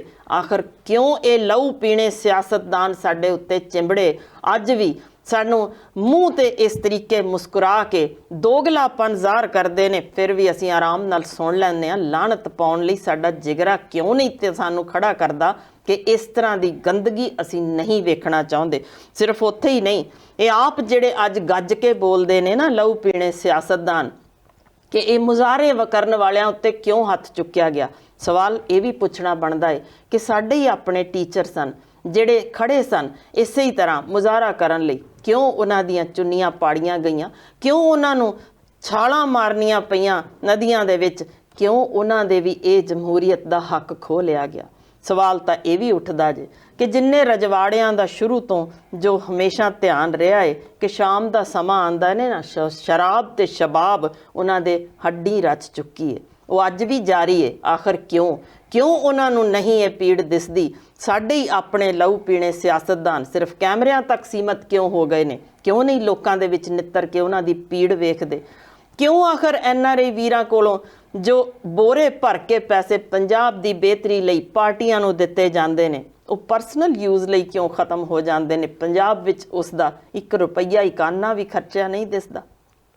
ਇਹ ਲਹੂ ਪੀਣੇ ਸਿਆਸਤਦਾਨ ਸਿਰਫ ਪੰਜਾਬ ਵਿੱਚ ਹੀ ਨਹੀਂ, ਬਾਹਰ ਵੀ ਨੇ। ਸੋ ਜੇ ਅਸੀਂ ਦਿੱਲੀ ਤੇ ਉਂਗਲ ਚੁੱਕ ਰਹੇ ਹਾਂ ਤਾਂ ਧਿਆਨ ਕਰੀਏ ਅਸੀਂ ਪੰਜਾਬ ਕਿਸ ਪਾਸੇ ਲੈ ਕੇ ਜਾ ਰਹੇ ਹਾਂ। ਕਿਉਂ ਅੱਜ ਪੰਜਾਬ ਦਾ ਕਿਸਾਨ ਇਸ ਤਰੀਕੇ ਜ਼ਲਾਲਤ ਦੀ ਜ਼ਿੰਦਗੀ ਜੀਣ ਤੇ ਮਜਬੂਰ ਹੋ ਗਿਆ ਹੈ? ਕਿਉਂ ਆਖਰ ਸੜਕਾਂ ਤੇ ਰੁਲਦਾ ਫਿਰ ਵੀ ਆਪਣੇ ਹੱਕਾਂ ਲਈ ਖੜਾ ਲੜਦਾ ਆਪਣਾ ਘੱਟੋ ਘੱਟ ਅਣਖ ਨਾਲ ਜੀਣਾ ਕਿਵੇਂ ਹੁੰਦਾ ਵਿਖਾ ਤਾਂ ਰਿਹਾ ਨਾ। ਜੀ ਡਾਕਟਰ ਸਾਹਿਬ, ਬਿਲਕੁਲ ਦਰੁਸਤ ਹੈ ਜੀ ਗੱਲ। ਇਹ ਕਿਸਾਨ ਇਸ ਵੇਲੇ ਦੱਸ ਰਿਹਾ ਕਿ ਜਾਂ ਤਾਂ ਸਾਨੂੰ ਸ਼ਾਂਤੀ ਨਾਲ ਜੀ ਲੈਣ ਦਿਓ, ਹਜੇ ਤਾਂ ਅਸੀਂ 84 ਵੀ ਨਹੀਂ ਸੀ ਭੁੱਲੇ, ਜਾਂ ਇਹ ਕਹਿ ਲਓ ਕਿ ਉਹਦੇ ਹਜੇ ਜ਼ਖਮ ਮੱਲੇ ਸੀ ਤੇ ਮੱਲਮ ਲਾਈ ਜਾਂਦੀਆਂ ਸੀ ਸਰਕਾਰਾਂ ਹਰ ਇਲੈਕਸ਼ਨ ਦੇ ਵਿੱਚ, ਚਾਹੇ ਉਹ MP ਦੇ ਇਲੈਕਸ਼ਨ ਹੋਵੇ, ਚਾਹੇ ਵਿਧਾਇਕਾਂ ਦੇ ਇਲੈਕਸ਼ਨ ਹੋਵੇ, ਯਾਨੀ ਕਿ MLA ਦੀ ਇਲੈਕਸ਼ਨ ਹੋਵੇ। ਤੇ ਹਜੇ ਤਾਂ ਮੱਲਮ ਦੇ ਨਾਲ ਹਜੇ ਦਰਦ ਨਹੀਂ ਸੀ ਹਟਿਆ, ਪਰ ਫਿਰ ਦੁਬਾਰਾ ਉਹਨਾਂ ਨੂੰ ਛੇੜ ਲੈਣਾ। ਜਦੋਂ ਤਾਂ 1966 'ਚ ਇੰਦਰਾ ਗਾਂਧੀ ਪ੍ਰਧਾਨ ਮੰਤਰੀ ਹੁੰਦੇ ਸੀ, ਉਹਨਾਂ ਨੂੰ ਹਰੀ ਕ੍ਰਾਂਤੀ ਚਾਹੀਦੀ ਸੀ, ਉਹਨਾਂ ਨੂੰ ਅਨਾਜ ਚਾਹੀਦਾ ਸੀ ਕਿ ਜੀ ਦੇਸ਼ ਦਾ ਢਿੱਡ ਭਰਨਾ ਆ। ਤੇ ਜਦੋਂ ਹੁਣ ਅਨਾਜ ਵੱਧ ਕਰਤਾ ਕਿਸਾਨ ਨੇ, ਤੇ ਹੁਣ ਕਹਿੰਦੇ ਭਾਈ ਨਾ ਬਹੁਤ ਹੋ ਗਿਆ, ਹੁਣ ਤੁਸੀਂ ਆਪਣੇ ਘਰੇ ਬੈਠੋ ਜਾਂ ਤੁਸੀਂ ਸੁਸਾਈਡ ਕਰੋ, ਆਤਮ ਹੱਤਿਆ ਕਰੋ, ਤੇ ਸਾਨੂੰ ਤੁਹਾਡੀ ਲੋੜ ਨਹੀਂ ਹੈ। ਤੇ ਕਿੱਡੀ ਘਟੀਆ ਚਾਲ ਆ ਜੀ। ਕਿੰਨੀਆਂ ਸਰਕਾਰਾਂ ਨੂੰ ਇਹ ਬਿਲਕੁਲ ਸੋਚ ਨਹੀਂ ਆਉਂਦੀ ਕਿ ਅਸੀਂ ਉਹਨਾਂ ਕਿਸਾਨਾਂ ਦੀ ਇੱਜ਼ਤ ਕਰੀਏ ਜਿਨ੍ਹਾਂ ਨੇ ਸਾਨੂੰ ਅੰਨ ਦਿੱਤਾ ਆ ਖਾਣ ਨੂੰ, ਤੇ ਜਿਹਦੇ ਕਰਕੇ ਅਸੀਂ ਦਿੱਲੀ ਦੇ ਵਿੱਚ ਰਾਜ ਕਰ ਰਹੇ ਹਾਂ। ਤੇ ਕਿਸਾਨ ਮੈਨੂੰ ਲੱਗਦਾ ਹੈ ਕਿ ਸ਼ਾਂਤਮਈ ਤਰੀਕੇ ਨਾਲ ਜਾ ਰਹੇ ਨੇ, ਜਿੱਦਾਂ ਹਰਿਆਣਾ 'ਚ ਰੋਕਣ ਦੀ ਕੋਸ਼ਿਸ਼ ਕੀਤੀ ਸ਼ੰਭੂ ਜਾਂ ਹੋਰ ਬਾਰਡਰਾਂ ਦੇ ਉੱਤੇ, ਇਸੇ ਤਰੀਕੇ ਨਾਲ ਖਨੌਰੀ ਵੀ ਉਹਨਾਂ ਨੂੰ ਜਾਮ ਲਾਏ ਗਏ, ਪਰ ਦੁਬਾਰਾ ਉਹੀ ਗੱਲ ਹੈ ਕਿ ਪੋਲੀਟੀਕਲ ਰਾਈਵੈਲਰੀ ਚੱਲ ਗਈ ਕੈਪਟਨ ਅਮਰਿੰਦਰ ਸਿੰਘ ਤੇ ਖੱਟੜ ਹੋਣਾ ਦੀ ਕਿ ਜੀ ਮੈਂ ਇਹਦੇ ਨਾਲ ਫੋਨ ਕੀਤੇ, ਮੈਂ ਉਹਦੇ ਨਾਲ ਗੱਲ ਕਰਨੀ ਸੀ, ਉਹਨੇ ਗੱਲ ਨਹੀਂ ਕੀਤੀ, ਉਹ ਮਾਫੀ ਮੰਗੇ। ਮਤਲਬ ਇੰਨਾ ਜ਼ਿਆਦਾ ਲੋਕ ਕਨਫਿਊਜ਼ ਕਰ ਰਹੇ ਨੇ ਇਹਨੂੰ ਰਾਜਨੀਤੀ ਦੇ ਵਿੱਚ। ਪਰ ਕਿਸਾਨ ਤੁਸੀਂ ਦੇਖੋ ਕਿੰਨੇ ਸ਼ਾਂਤਮਈ ਢੰਗ ਦੇ ਨਾਲ ਇਸ ਵੇਲੇ ਦਿੱਲੀ ਦੇ ਬਾਰਡਰਾਂ ਤੇ ਬੈਠੇ ਨੇ, ਇਕਜੁੱਟ ਹੋਏ ਬੈਠੇ ਨੇ, ਸ਼ਿਫਟਾਂ ਦੇ ਵਿੱਚ ਲੰਗਰ ਚੱਲਦੇ ਨੇ ਔਰ ਕਿਸ ਤਰਤੀਬ ਦੇ ਨਾਲ ਉਹ ਚੱਲ ਰਹੇ ਨੇ। ਇਹ ਹੁਣ ਹਾਕਮ ਸਰਕਾਰਾਂ ਨੂੰ ਸਮਝ ਲੈਣੀ ਚਾਹੀਦੀ ਹੈ ਕਿ ਕਿਸਾਨ ਇਹ ਨਹੀਂ ਹੈ ਕਿ ਇਕੱਲੇ ਅਸੀਂ ਜਿਹਨੂੰ ਕਹਿੰਦੇ ਆ ਕਿ ਹੱਥਾਂ ਵਾਲੀ ਕੰਮ ਕਰਨੇ ਜਾਣਦਾ ਹੈ, ਉਹ ਦਿਮਾਗ ਵਾਲੇ ਵੀ ਜਾਣਦਾ ਆ। ਸੋ ਭਾਈ ਸਰਕਾਰ, ਮੋਦੀ ਸਰਕਾਰ ਹੈ, ਚਾਹੇ ਖੱਟੜ ਸਰਕਾਰ ਹੈ, ਚਾਹੇ ਕੈਪਟਨ ਅਮਰਿੰਦਰ ਸਿੰਘ ਹੈ, ਚਾਹੇ ਸੁਖਬੀਰ ਬਾਦਲ ਹੈ, ਇਹਨਾਂ ਨੂੰ ਤਿਕੜਮਬਾਜ਼ੀਆਂ ਨਾ ਸਿਖਾਓ। ਇਹਨਾਂ ਦੇ ਜਿਹੜੇ ਬਿੱਲ ਨੇ ਇਹੀ ਹਰ ਕੋਈ ਮੰਗ ਕਰ ਰਿਹਾ ਕਿ ਉਹ ਵਾਪਸ ਲਏ ਜਾਣ। ਤੇ ਜੀ ਡਾਕਟਰ ਸਾਹਿਬ ਭਾਜੀ ਕਮਾਲ ਦੀ ਗੱਲ ਇਹ ਵੀ ਦੇਖੋ ਕਿ ਸ਼ਾਇਦ ਇਤਿਹਾਸ ਦੇ ਨਾ ਅਸੀਂ ਉੱਕਾ ਹੀ ਹਰ ਪਾਸਿਓਂ ਭੁਲਾ ਕੇ ਇਹ ਵੀ ਅਸੀਂ ਸ਼ਾਇਦ ਯਾਦ ਨਹੀਂ ਰਿਹਾ ਕਿ ਸਰਹੰਦ ਦੀ ਇੱਟ ਨਾਲ ਇੱਟ ਖੜਕੀ ਕਿਉਂ ਸੀ ਤੇ ਖੜੇ ਕੌਣ ਹੋਏ ਸਨ? ਕਿਸਾਨ ਸਨ, ਇਹ ਚੇਤੇ ਰੱਖਿਓ। ਤੇ ਲੈ ਕੇ ਕੌਣ ਤੁਰੇ ਸਨ? ਪੰਜ ਸਿੰਘ ਤੇ ਨਾਲ 20 ਜਣੇ ਸਿਰਫ ਨਾਲ ਤੁਰੇ ਤੇ ਕਿਹਦਾ ਮੁਕਾਬਲਾ ਕਰਨ ਚੱਲੇ ਸਨ? ਪੂਰੀ ਮੁਗਲ ਸਲਤਨਤ ਦਾ। ਤੇ ਮਨ ਵਿੱਚ ਸਿਰਫ ਇੱਕ ਪੀੜ ਸੀ ਨਾ ਕਿ ਇਹ ਸਾਡੇ ਤੇ ਜ਼ੁਲਮ ਹੋਇਆ ਤੇ ਜ਼ੁਲਮ ਅੱਤ ਦਾ ਏ। ਬਸ ਇਹੀ ਪੀੜ ਸੀ ਜਿਨ੍ਹਾਂ ਦੇ ਪਿੱਛੇ ਕਿਤੇ ਵੀ ਸਿਖਲਾਈ ਫੌਜੀ ਉਹਨਾਂ ਨੂੰ ਨਹੀਂ ਸੀ ਹੋਈ। ਰਾਹ ਵਿੱਚ ਤੁਰਿਆਂ ਦੇ ਨਾਲ ਖੇਤਾਂ ਵਿੱਚ ਕੰਮ ਕਰਦੇ ਲੋਕ ਆਪਣੀਆਂ ਦਾਤਰੀਆਂ ਕੁਹਾੜੀਆਂ ਲੈ ਕੇ ਵੀ ਤੁਰ ਪਏ ਸਨ। ਤੇ ਫਿਰ ਜੋ ਵਾਪਰਿਆ ਸਭ ਦੇ ਸਾਹਮਣੇ ਹੈ, ਕਿਉਂਕਿ ਉਹ ਮਾਨਸਿਕ ਪੀੜ ਸੀ, ਸਿਰਫ ਸਰੀਰਕ ਨਹੀਂ। ਇਹ ਮਾਨਸਿਕ ਦਰਦ ਹੁੰਦਾ ਜੇ ਕਿ ਅਸੀਂ ਧੱਕਾ ਬਰਦਾਸ਼ਤ ਨਹੀਂ ਕਰਨਾ। ਤੇ ਫਿਰ ਉਹਨਾਂ ਨੇ ਜਿਵੇਂ ਇੱਟ ਨਾਲ ਇੱਟ ਖੜਕਾਈ ਸਰਹੰਦ ਦੀ, ਉਹ ਸਭ ਨੂੰ ਸਾਹਮਣੇ ਪਤਾ ਹੈ ਕੀ ਵਾਪਰਿਆ। ਤੇ ਫਿਰ ਉਸ ਤੋਂ ਬਾਅਦ ਅੱਤ ਦਾ ਜ਼ੁਲਮ ਵੀ ਕਰ ਦਿੱਤਾ, ਫਿਰ ਵੀ ਉਹਦਾ ਕੋਈ ਪਰਵਾਹ ਨਹੀਂ, ਕਿਉਂਕਿ ਮੈਂ ਪਹਿਲਾਂ ਹੀ ਦੱਸ ਚੁੱਕੀ ਹਾਂ ਮੌਤ ਦਾ ਕਫਨ, ਅਸੀਂ ਮੌਤ ਨੂੰ ਤਾਂ ਗਿਣਦੇ ਹੀ ਕੁਝ ਨਹੀਂ, ਕਫਨ ਅਸੀਂ ਸਿਰ ਤੇ ਬੰਨ੍ਹ ਕੇ ਤੁਰਦੇ ਹਾਂ।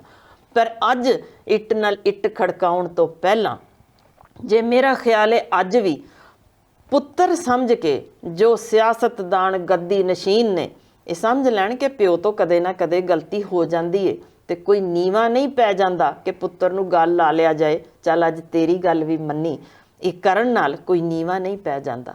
ਜ਼ਿੰਦਗੀ ਸਦੀਵੀ ਨਹੀਂ ਹੈ, ਇਹ ਪਤਾ ਹੋਣਾ ਚਾਹੀਦਾ ਦਿੱਲੀ ਦੇ ਤਖਤ ਨੂੰ। ਇੱਥੇ ਤੇਰੇ ਵਰਗੇ ਹੋਰ ਵੀ ਬਥੇਰੇ ਸਨ ਤੇ ਅੱਜ ਉਹਨਾਂ ਨੂੰ ਸ਼ਾਇਦ ਕੋਈ ਯਾਦ ਵੀ ਨਹੀਂ ਕਰਦਾ। ਜੇ ਇਹ ਪਤਾ ਹੈ ਤਾਂ ਫਿਰ ਕੱਲ ਨੂੰ ਤੁਰ ਜਾਣ ਤੋਂ ਪਹਿਲਾਂ ਆਪਣਾ ਕੋਈ ਚੰਗਾ ਪੱਖ ਦਿਖਾ ਦਿੱਤਾ ਜਾਵੇ ਕਿ ਮੈਂ ਕਦੇ ਚੰਗਾ ਕੰਮ ਵੀ ਕੀਤਾ ਸੀ, ਤਾਂ ਚੰਗੀ ਯਾਦ ਬਣ ਕੇ ਰਹਿ ਜਾਓਗੇ। ਵਰਨਾ ਇਤਿਹਾਸ ਰੋਲ ਦਿੰਦਾ ਜੇ ਇਹੋ ਜਿਹੇ ਸਿਆਸਤਦਾਨਾਂ ਨੂੰ ਬਖਸ਼ਦਾ ਨਹੀਂ। ਜੀ ਡਾਕਟਰ ਸਾਹਿਬ ਇੱਕ ਕਾਲਰ ਸਾਡੇ ਨਾਲ ਜੁੜੇ ਨੇ ਜੀ, ਅਸੀਂ ਉਹਨਾਂ ਦਾ ਸਵਾਗਤ ਕਰਦੇ ਹਾਂ ਜੀ। ਤੁਸੀਂ ਸ਼ੋਅ 'ਚ ਗੱਲ ਕਰੋ ਜੀ ਪਲੀਜ਼। ਜੀ ਜੀ ਸਤਿ ਸ਼੍ਰੀ ਅਕਾਲ ਬਾਈ ਜੀ। ਹਾਂਜੀ ਮੈਂ ਮਨ ਕੀ ਬਾਤ ਦੀ ਗੱਲ ਕਰਨੀ ਸੀ। ਅੱਜ ਸਾਡੇ ਪ੍ਰਧਾਨ ਮੰਤਰੀ ਸਾਹਿਬ ਨੇ ਗੁਰੂ ਨਾਨਕ ਸਾਹਿਬ ਦੇ ਗੁਰਪੁਰਬ ਦੀ ਵਧਾਈ ਦਿੱਤੀ ਹੈ। ਮੈਂ ਉਹਨਾਂ ਨੂੰ ਕਹਿਣਾ ਚਾਹੁੰਦਾ ਕਿ ਥੋੜਾ ਜਿਹਾ ਉਹਨਾਂ ਦੀ ਸਾਖੀ ਪੜ੍ਹ ਕੇ ਸਿੱਖ ਲੈਣ ਕਿ ਉਹਨਾਂ ਨੇ ਬਾਬਰ ਨੂੰ ਜਾਗਰ ਕਿਹਾ ਸੀ ਜਦੋਂ ਤਾਨਾਸ਼ਾਹ ਬਣਿਆ।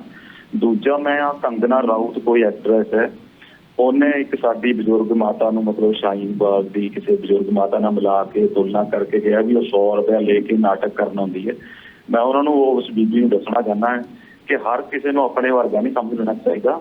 ਜੇ ਤੁਸੀਂ 100 ਰੁਪਏ ਲੈ ਕੇ ਟਕੇ ਤੇ ਜਾ ਕੇ ਨਾਟਕ ਕਰਦੇ ਹੋ ਲੈ ਕੇ ਪੈਸੇ, ਤੇ ਹਰ ਕੋਈ ਤੁਹਾਡੇ ਵਰਗਾ ਨਹੀਂ ਹੁੰਦਾ।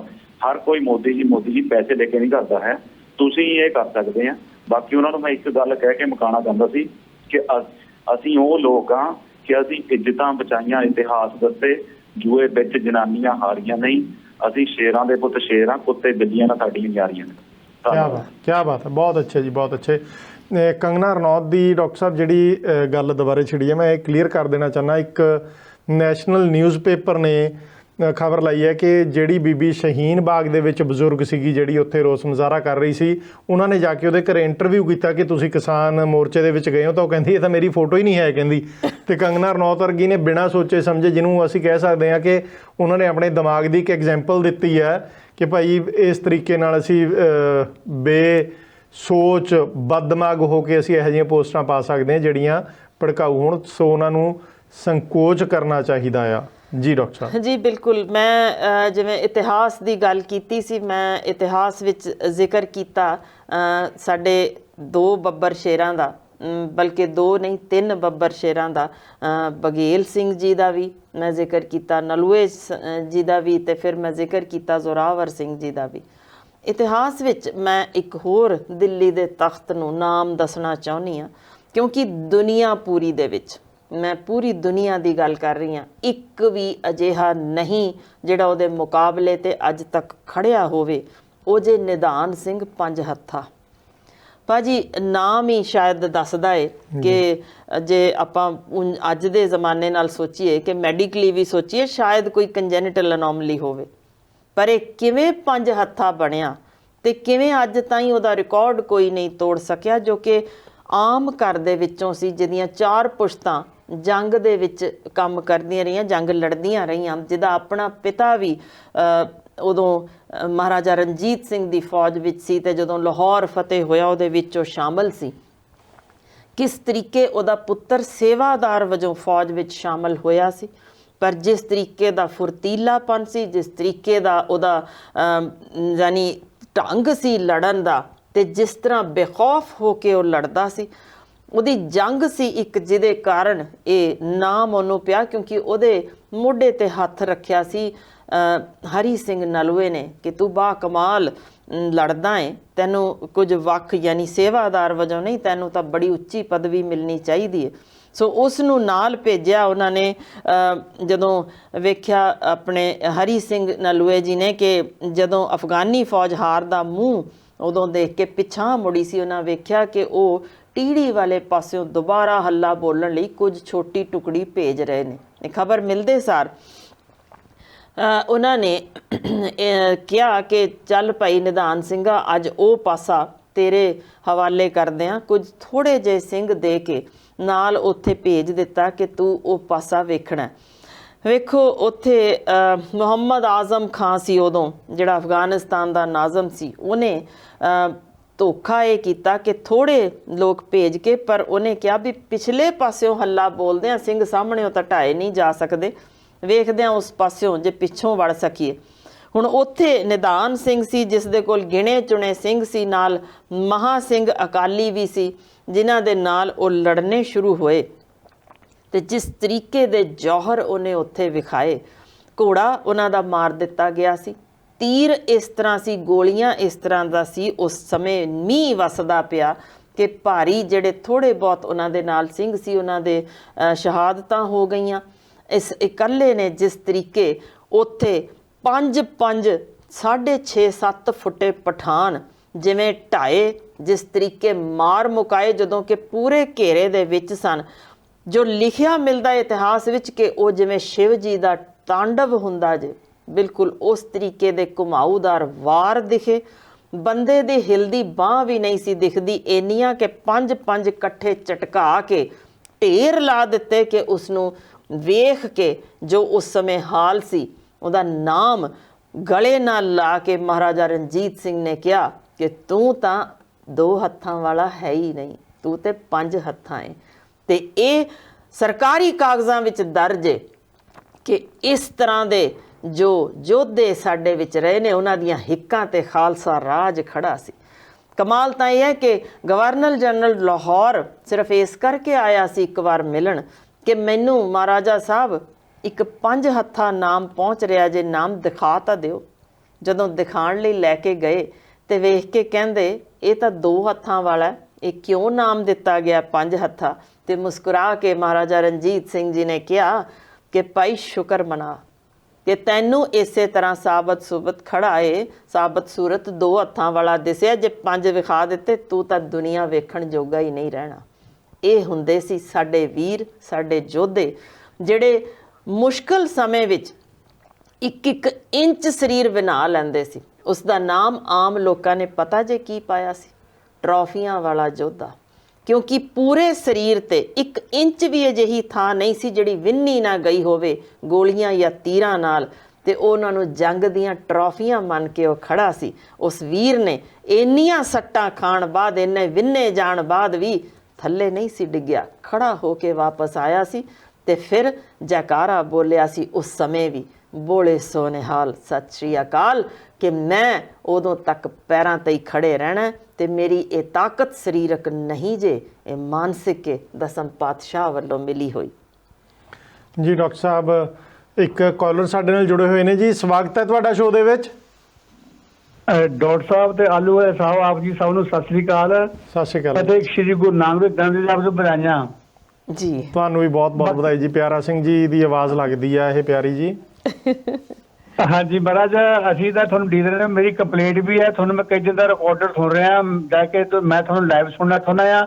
ਅੱਜ ਦਾ ਦਿਨ ਮੇਰਾ ਬੜਾ ਕੀਮਤੀ ਹੁੰਦਾ, ਕਾਰਨ ਕਿ ਮੈਂ ਗੁਰਦੁਆਰੇ ਹੁੰਦਾ ਆ ਤੇ ਮੈਂ ਸਪੈਸ਼ਲੀ ਤੁਹਾਡੇ ਵਿੱਚ ਘੰਟਾ ਬਾਹਰ ਬੈਠਣਾ ਗੱਡੀ 'ਚ, ਤੁਹਾਨੂੰ ਸੁਣਨਾ ਚਾਹੁੰਦਾ ਹੁੰਦਾ, ਪਰ ਬਾਅਦ ਦੇਰ ਬਾਅਦ ਪਤਾ ਲੱਗਦਾ ਕਿ ਤੁਹਾਡਾ ਰਿਕਾਰਡਰ ਆ ਰਿਹਾ ਹੈ।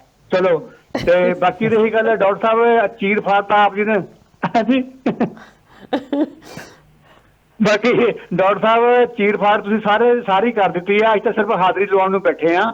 ਬਾਕੀ ਆ ਵੀ ਡਾਕਟਰ ਸਾਹਿਬ, ਆਪ ਜੀ ਦਾ ਚੈਨਲ ਪੂਰਾ ਵਧਾਈ ਦਾ ਪਾਤਰ ਹੈ, ਕਿਉਂਕਿ ਜੋ ਆਪ ਜੀ ਨੇ ਨਿਰਪੱਖਤਾ ਨਿਰਦਾਤਾ ਨਾਲ ਸੱਚੀ ਸੁੱਚੀ ਪੱਤਰਕਾਰੀ ਕੀਤੀ ਆ ਔਰ ਕਿਸਾਨਾਂ ਵਿੱਚ ਜੋਸ਼ ਭਰਿਆ ਲਾਮਬੱਧ ਕੀਤਾ, ਐਡਾ ਵੱਡਾ ਸੰਘਰਸ਼ ਬਣਾਤਾ ਕਿ ਕਿਸਾਨਾਂ ਤੇ ਪੰਜਾਬੀਆਂ ਨੂੰ ਵੀ ਉਮੀਦ ਨਹੀਂ ਸੀ ਕਿਸੇ ਨੂੰ ਵੀ, ਜਾਂ ਕਿ ਜਿਹੜੇ ਸੈਂਟਰ ਦੇ ਸਿਆਸੀ ਪੰਡਤ ਆ ਉਹਨਾਂ ਨੂੰ ਵੀ ਉਮੀਦ ਨਹੀਂ ਸੀ ਕਿ ਐਡਾ ਵੱਡਾ ਇਕੱਠ ਹੋ ਜਾਊਗਾ, ਕਿਉਂਕਿ ਤਦੇ ਉਹ ਇਹਨੂੰ ਆਮ ਸਮਝਦੇ ਰਹੇ ਆ।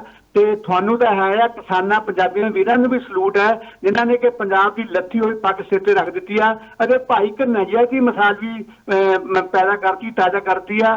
ਹੁਣ ਆਪਾਂ ਕਿਸੇ ਨੂੰ ਕਹਿ ਸਕਦੇ ਇਹ ਅੱਜ ਕੱਲ੍ਹ ਵੀ ਭਾਈ ਕਨ੍ਹਈਆ ਦੀ ਔਲਾਦ ਇੱਥੇ ਬੈਠੀ ਆ। ਬਾਕੀ ਆ ਵੀ ਇਹ ਠੀਕ ਹੈ ਕਿ ਸਰਕਾਰ ਦੀ ਵੀ ਇੱਜ਼ਤ ਦਾ ਸਵਾਲ ਹੈ, ਕਿਉਂਕਿ ਸ਼ਾਸਕ ਬੇਗੈਰਤ, ਬੇ ਔਲਾਦ ਤੇ ਬੇਇਨਸਾਨੀਅਤ ਹੈ।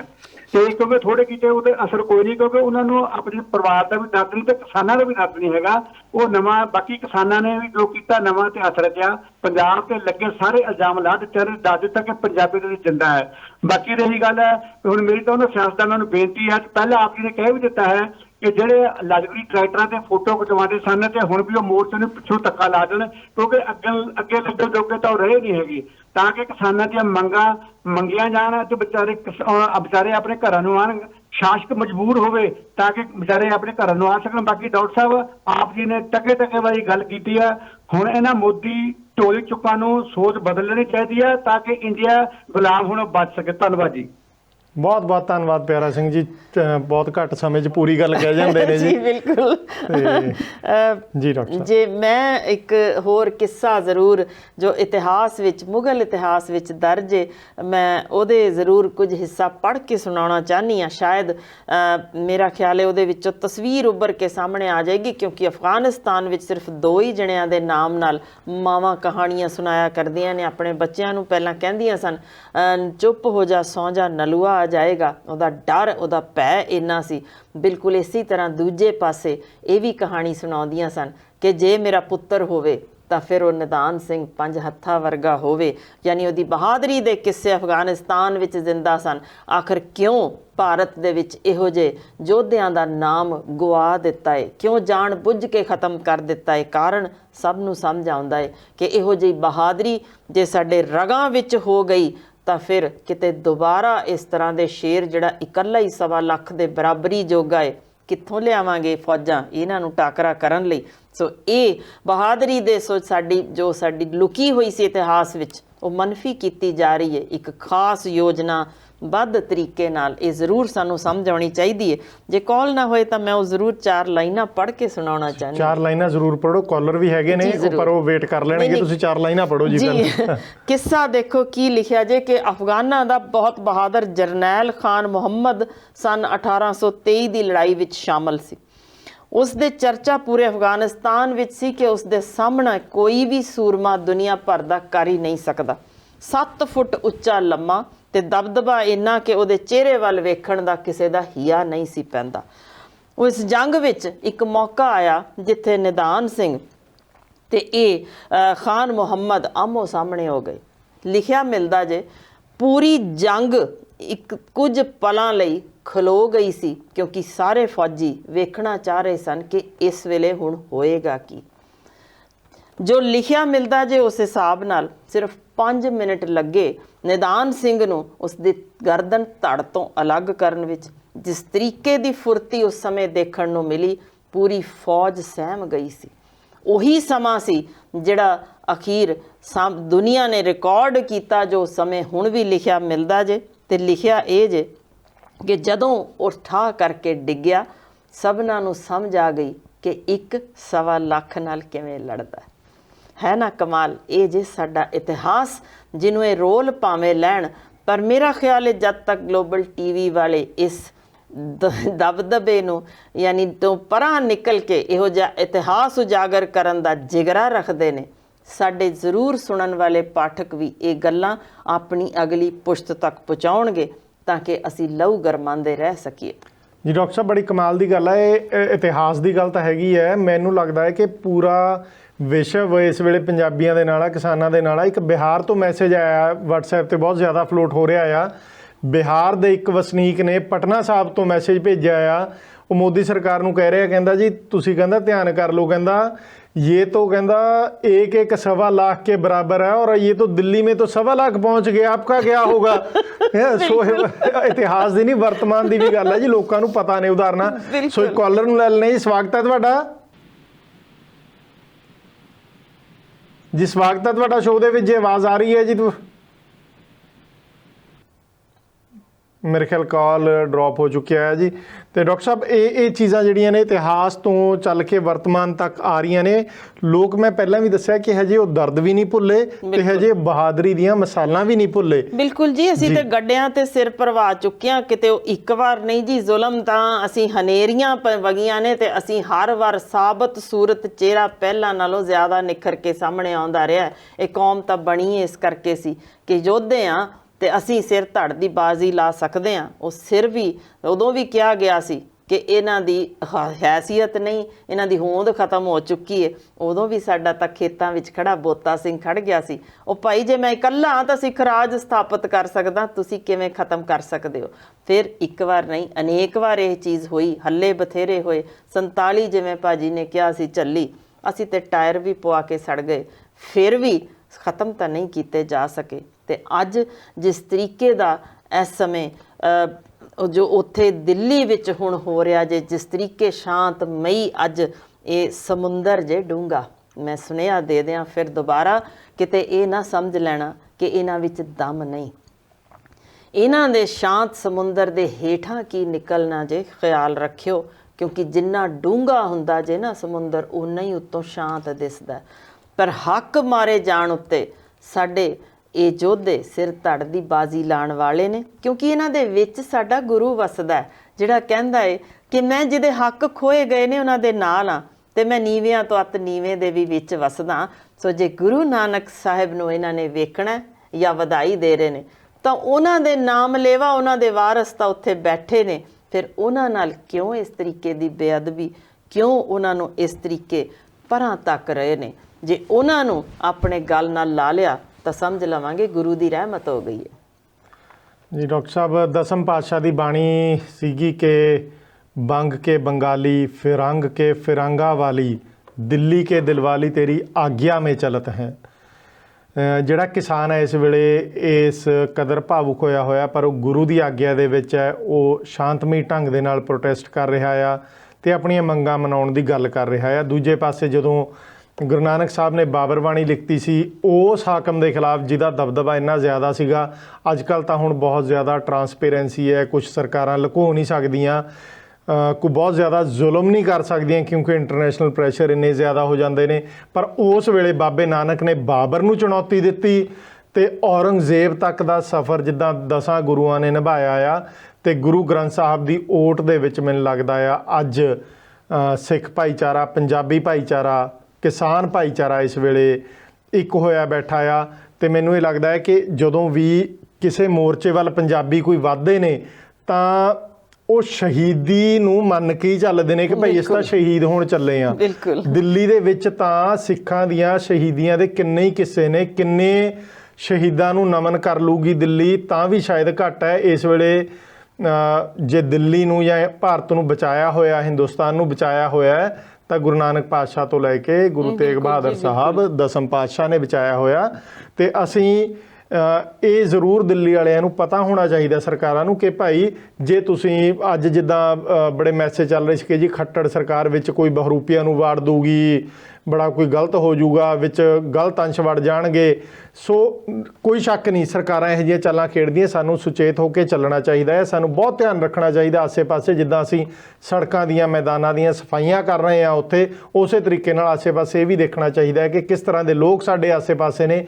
ਕੋਈ ਸ਼ਰਾਰਤੀ ਅੰਸ਼ ਤਾਂ ਨਹੀਂ ਸਾਡੇ ਵਿੱਚ ਵੜਦਾ, ਪਰ ਜਿਹੜਾ ਮੋਰਚਾ ਜਦੋਂ ਵੀ ਲੱਗਦਾ ਆ ਤਾਂ ਪੰਜਾਬੀ ਹਮੇਸ਼ਾ ਸਭ ਤੋਂ ਪਹਿਲਾਂ ਆਹੀ ਸੋਚ ਕੇ ਚੱਲਦਾ ਹੈ ਕਿ ਮੈਂ ਤਾਂ ਭਾਈ ਸ਼ਹਾਦਤ ਪ੍ਰਾਪਤ ਕਰਨ ਚੱਲਿਆ, ਸ਼ਹੀਦੀ ਪ੍ਰਾਪਤ ਕਰਨ ਚੱਲਿਆ। ਆਹੀ ਕੁਛ ਹੁਣ ਤੱਕ ਅਸੀਂ ਦੇਖਦੇ ਆਏ ਹਾਂ ਸ਼ਾਇਦ। ਔਰ ਇਹ ਮੋਰਚਾ ਵੀ ਜੇ ਚਾਹੇ ਦਿੱਲੀ ਦੇ ਬਾਰਡਰਾਂ ਤੇ ਬੈਠੇ ਹਾਂ ਅਸੀਂ, ਸਿਰਫ ਇਸ ਲਈ ਕਿ ਦਿੱਲੀ ਦੇ ਲੋਕਾਂ ਨੂੰ ਪਰੇਸ਼ਾਨ ਨਾ ਕਰੀਏ ਭਾਈ, ਇਸ ਤਾਂ ਬਾਰਡਰ ਤੇ ਬੈਠੇ ਹਾਂ। ਬਿਲਕੁਲ ਜੀ, ਮੈਨੂੰ ਇਕਬਾਲ ਜੀ ਦਾ ਸ਼ੇਰ ਯਾਦ ਆ ਗਿਆ, फिर उठी आखिर सदा तौहीद की, पंजाब से हिंद को एक मर्द कामिल ने जगाया ख्वाब से। यानी ਇਹ ਹਿੰਦ ਨੂੰ ਖਾਬ ਤੋਂ ਜਗਾਉਣ ਲਈ ਹਮੇਸ਼ਾ ਪੰਜਾਬ ਤੋਂ ਹੀ ਯੋਧੇ ਉੱਠਦੇ ਰਹੇ ਨੇ, ਤੇ ਸਾਡਾ ਗੁਰੂ ਨਾਨਕ ਵੀ ਇਸੇ ਤਰ੍ਹਾਂ ਹੀ ਜਗਾਉਣ ਲਈ ਉੱਠਿਆ ਸੀ, ਜਿਹਨੇ ਪੂਰੀ ਦੁਨੀਆ ਦੇ ਵਿੱਚ ਚਾਨਣ ਫੈਲਾ ਦਿੱਤਾ। ਪਰ ਮੈਂ ਚੇਤੇ ਕਰਵਾ ਦਿਆਂ, ਗੁਰੂ ਗੋਬਿੰਦ ਸਿੰਘ ਜੀ ਨੇ ਜਦੋਂ ਪੁੱਤਰ ਸ਼ਹੀਦ ਵੀ ਹੋ ਗਏ ਸਨ, ਬੰਦਾ ਸਿੰਘ ਬਹਾਦਰ ਨੂੰ ਇਹੋ ਕਹਿ ਕੇ ਭੇਜਿਆ ਸੀ ਕਿ ਨਿਹੱਥੇ ਉੱਤੇ ਵਾਰ ਨਹੀਂ ਕਰਨਾ। ਤੇ ਉਹ ਕਿਸੇ ਵੀ ਜੰਗ ਦਾ ਇਤਿਹਾਸ ਵੇਖ ਲਓ, ਸਾਡੇ ਯੋਧੇ ਅਜਿਹੇ ਸਨ ਜਿਹੜੇ ਖੱਬੇ ਹੱਥ ਨਾਲ ਘੁੜਸਵਾਰ ਨੂੰ ਘੋੜੇ ਸਮੇਤ ਵੱਢ ਸਕਦੇ ਸਨ, ਫਿਰ ਵੀ ਕਦੇ ਨਿਹੱਥੇ ਉੱਤੇ ਵਾਰ ਕੀਤਾ ਹੀ ਨਹੀਂ। ਇਸ ਤਰ੍ਹਾਂ ਦੇ ਯੋਧਿਆਂ ਦੇ ਬਾਰੇ ਵੀ ਗੁਰੂ ਸਾਹਿਬ ਨੇ, ਗੁਰੂ ਗੋਬਿੰਦ ਸਿੰਘ ਜੀ ਨੇ ਬੜੀ ਕਮਾਲ ਦੀ ਜੋ ਗੱਲ ਕੀਤੀ, ਉਹ ਸਤਰ ਅੱਜ ਵੀ ਮੇਰਾ ਖਿਆਲ ਹੈ ਹੁਕਮਰਾਨਾਂ ਨੂੰ ਜ਼ਰੂਰ ਮੈਂ ਚੇਤਾਉਣਾ ਚਾਹੁੰਦੀ ਹਾਂ। ਚੂੰਕਾਰ ਅਜ਼ ਹਮਾ ਹੀਲ ਤੇ ਦਰਗੁਜ਼ਸ਼ਤ, ਹਲਾਲ ਅਸਤ ਬੁਰਦਨ ਬਸ਼ਮਸ਼ੀਰ ਦਸਤ।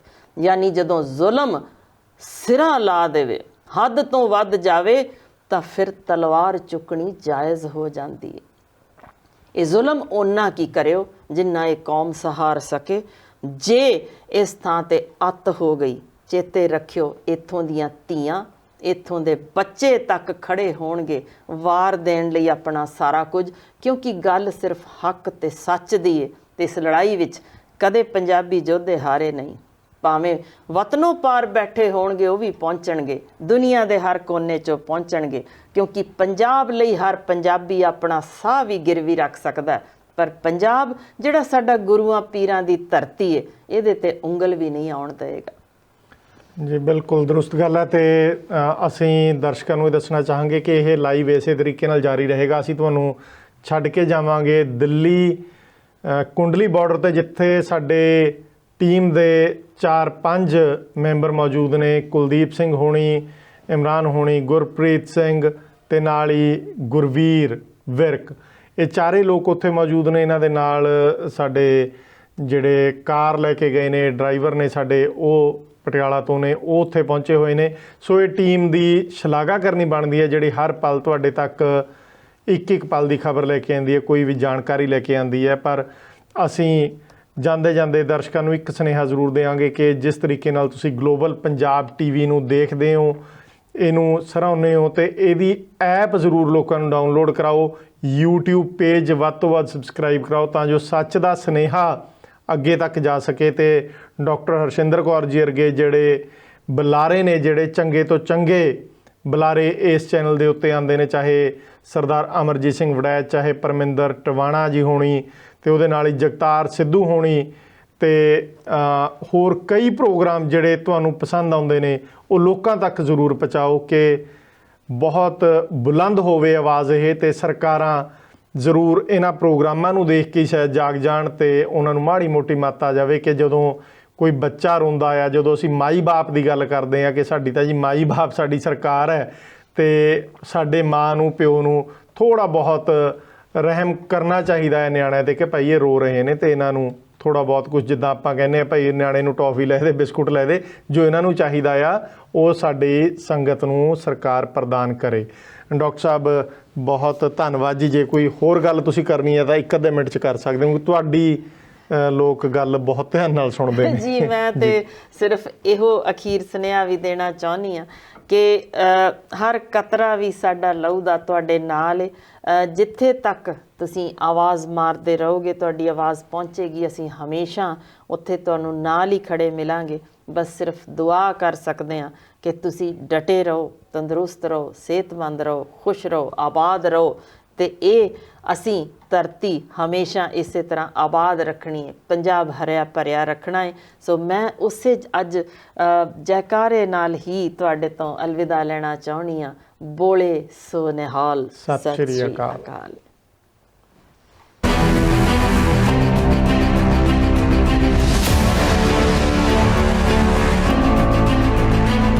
ਹੁਣ ਤੁਸੀਂ ਦੇਖ ਸਕਦੇ ਹੋ ਗਲੋਬਲ ਪੰਜਾਬ ਟੀਵੀ ਨੂੰ ਡਾਊਨਲੋਡ ਕਰੋ ਸਾਡੀ ਐਪ ਐਂਡਰੋਇਡ ਜਾਂ iOS ਤੇ ਫ੍ਰੀ ਵਿੱਚ, roku ਅਤੇ Amazon Fire TV ਤੇ ਜਾਂ Apple TV ਤੇ। ਨਾਲ ਹੀ ਦੇਖ ਸਕਦੇ ਹੋ ਲਾਈਵ ਸਟ੍ਰੀਮਿੰਗ www.globalpunjabtv.com ਤੇ।